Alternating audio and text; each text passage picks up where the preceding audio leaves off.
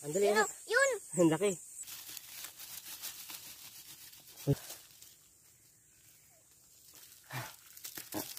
O yun o. So yan yung ating OBO. Yan. Yun mga guys. Bago po natin ipagpatuloy yung ating panonood sa ating video. Gusto ko lang po pasalamatan itong ating mga kaibigan. Bagong kaibigan na sila Bike Tayo. Yun. Yan po yung kanyang YouTube channel. Maraming salamat po kay Bike Tayo. At ang isa po ay si Dorina Plotado. Yun. Shoutout po sa inyo at maraming salamat sa suporta. God bless.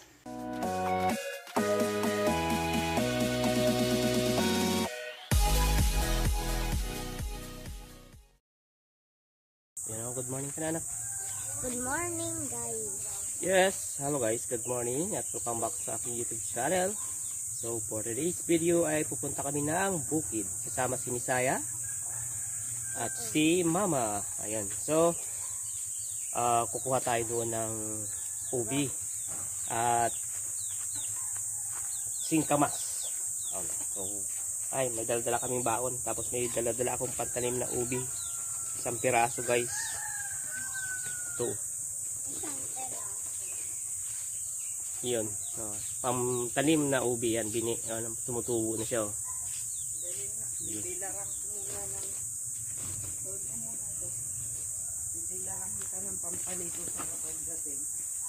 Tara, bisitahin din natin yung mga alagang kambing doon.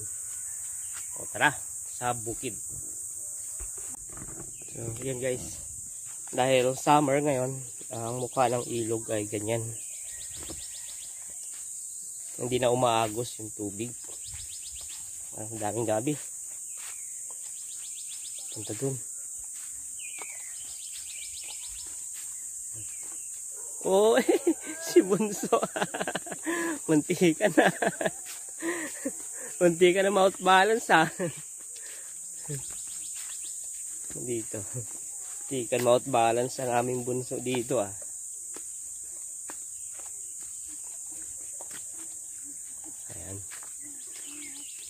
Alas 7 ng umaga pa lang, pero ramdam mo na yung init.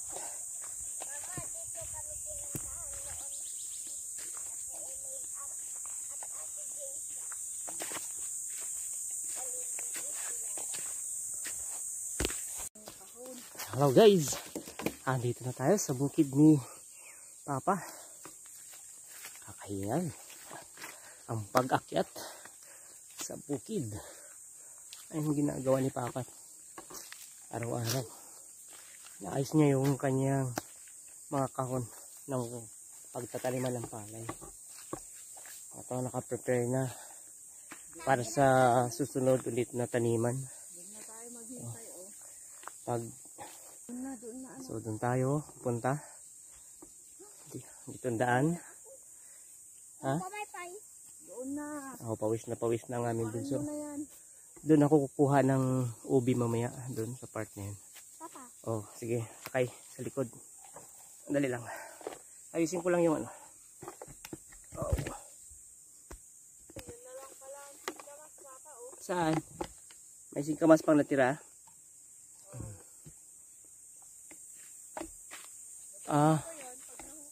May singkamas pa doon. Mamaya papakita ko sa inyo.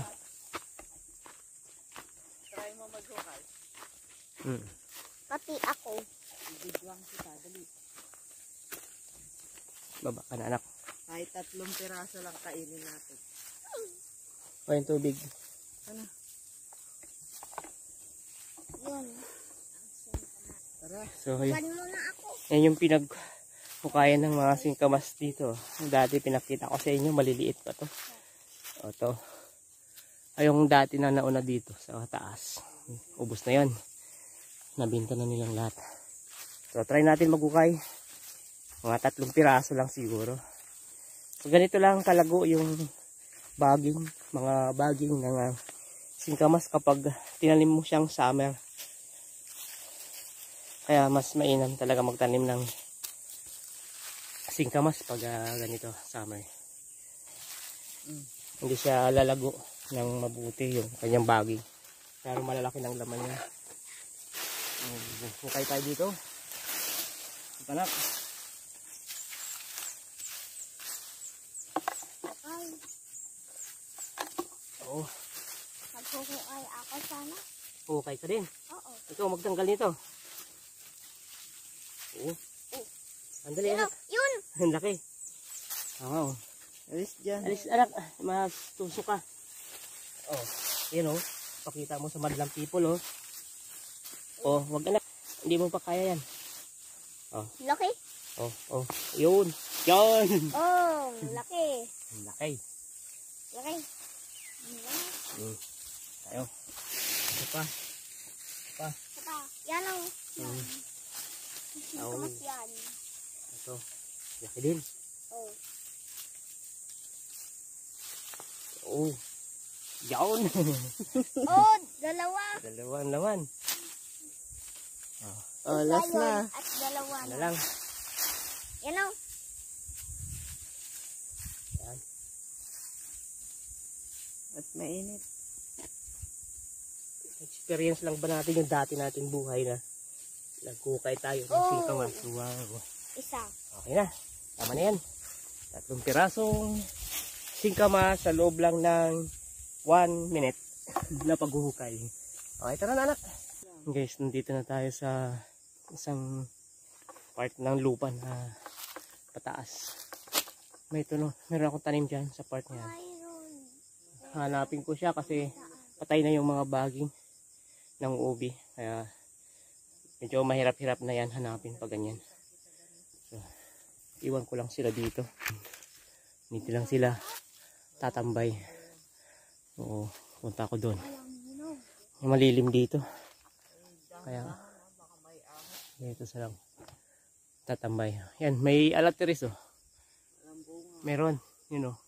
Nasaan? Dami. Yun, dami bunga. Meron, may hinog. Ayan, punta ako dun sa taas. Pero dito ako dadaan sa part na to. Dala ko yung pantanim. Tapos, yan, may sako tayo. Paglalagyan natin ng ubi mamaya. So dito dadaan.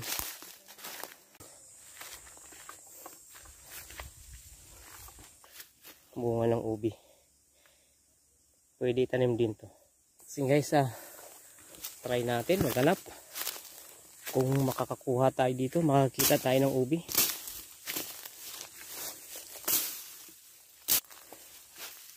Huwag lang may bubuyog at sigurado mamaga yung ating mata niyan. Taba ng lupa dito. Dito ko itanim tong isa.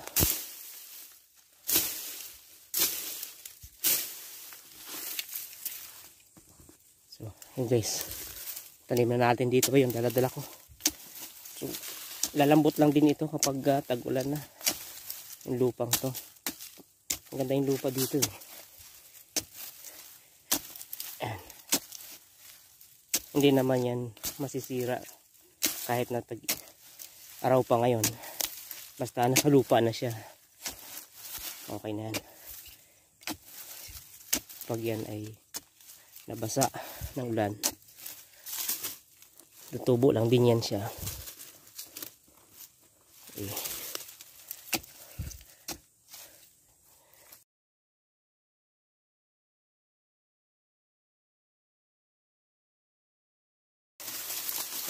Tabunan lang natin ang lupa yan para pag umaraw hindi siya matutuyo. So itong kinuha kong bunga, pwede rin to tanim natin. So ito yung kanyang taas banda, may baging. Ito natin ito. Uy, meron ata dito puno. Yan. Uy, yan nga, meron. So kain ko muna to. Ayan. Medyo malaki na ata. So, oh, yun eh. Yun, laki na. Oh, op, natusok ko. Yun. Okay. May nakita na ako. Dito po itatanim mamaya yung nakuha kong bunga.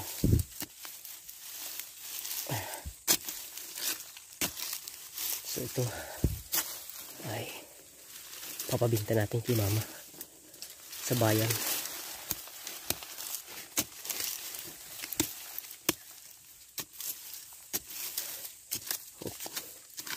Opya.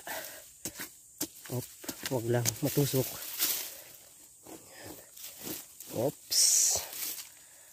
Yan na. Yan. Uga. Oh, yun. Isa. So, ay meron pa. Doon sa loob banda. Yan o. Buk natin.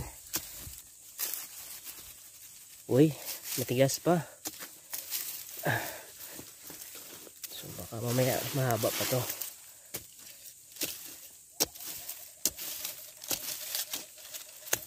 Eh. Uy, yes.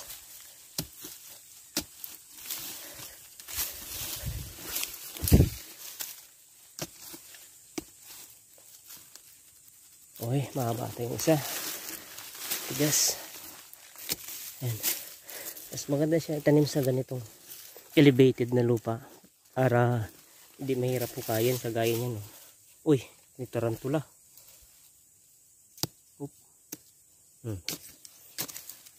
Ito hindi natin nahawakan. Sakit mga agat yun.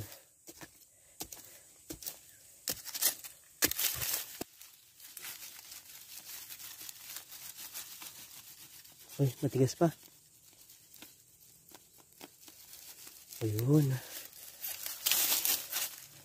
Ayan. Uy, laki. Laki ito isa. Oh, ha? Oh. Dalawa. Tanim na natin to.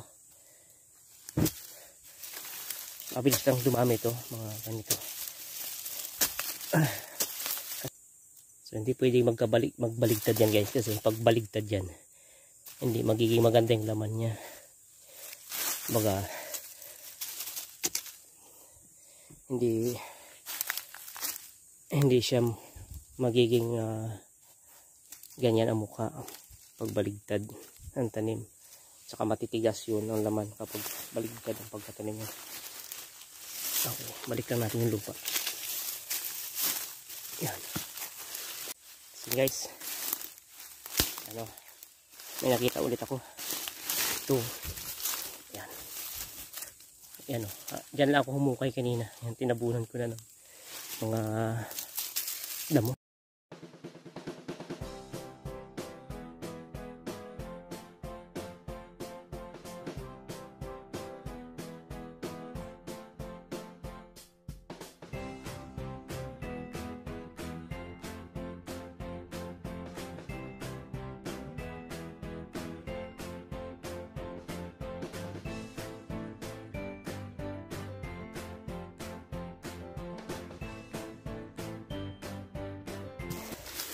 Laki-laki na rin. Tanggalin natin. Ha? Ayun o. Ang ganda. Diba?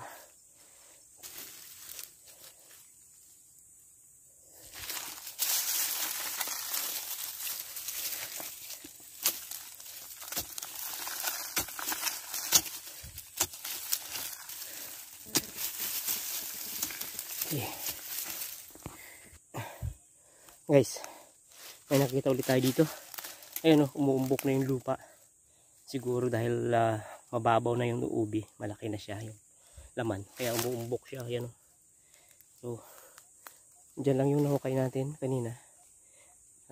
Tapos nagtanim na tayo. Nakatanim na ako ng 3. Ayan. So, ito pantanim din ulit to, bunga. Ayan.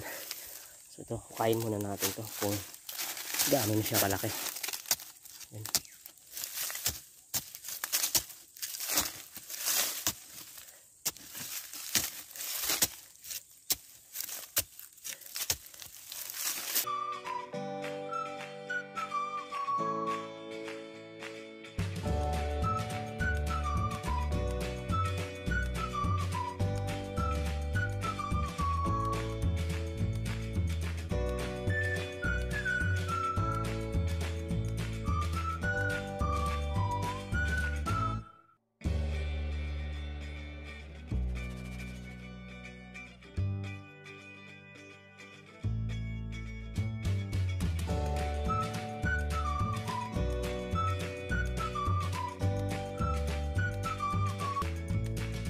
Siya guys, oh.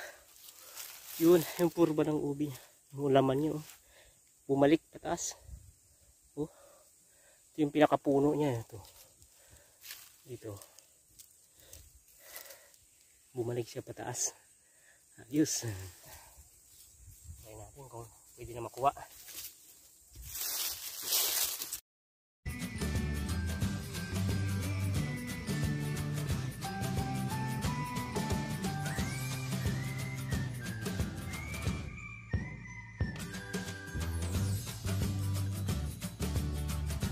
Oh, nagkaroon ng maraming sanga. Ito. Dalawa pala ang pinanggalingan niya. Isa ang galing dito. Ito. Tapos bumalik. Mataas yung laman niya. May init na yung aking nagina dyan sa baba.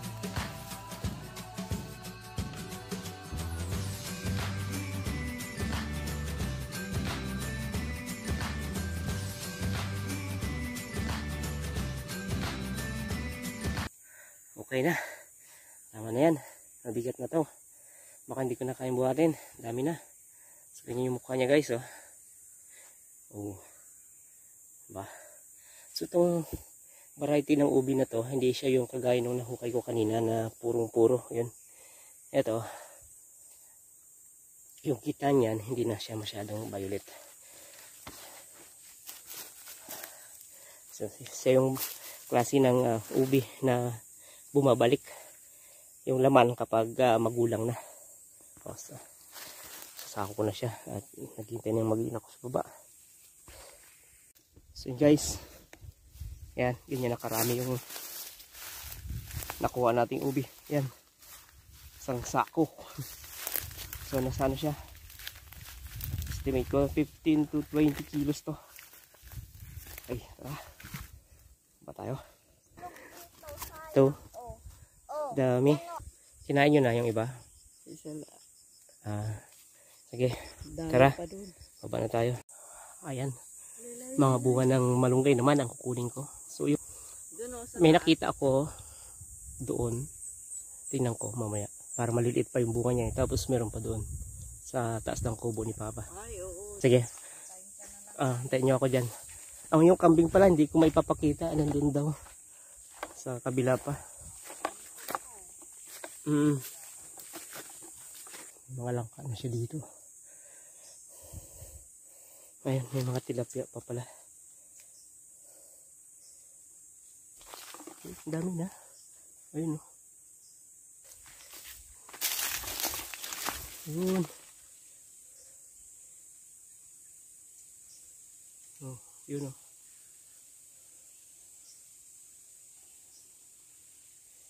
Ayan, dami na. Naghahanap sila ng mga kain. I think may bunga malunggay. Hindi ata na pwede. Malalaki na rin. Ayan guys. Pauwi na tayo. Init na, masakit na sa balat yung init. At yung nakuha natin. Hindi ganun karamihan dahil nagugulang na. Okay. Yan, salamat po sa patuloy na tumatangkilik sa aking munting channel. Yan, sa mga viewers po namin, lalo na sa ibang bansa na nagustuhan yung ganitong klaseng content. Yan, paki-like and subscribe na lang po sa aking munting channel. At malaking tulong po yan Maraming salamat guys. Ayan. Ayun na kami. Ilan lang yung bibit-biting ko yan. Sasama ka pa ulit. Lang kadala-dala eh. Okay, tara na. Na tayo at tanghali na. So, yan yung ating OBO. Yan. Kakatuwa. Kakatuwa sila. Oh. Yan yung purong-purong ubi ito. Yan. Sarap yan panghalo sa halo-halo. Ano?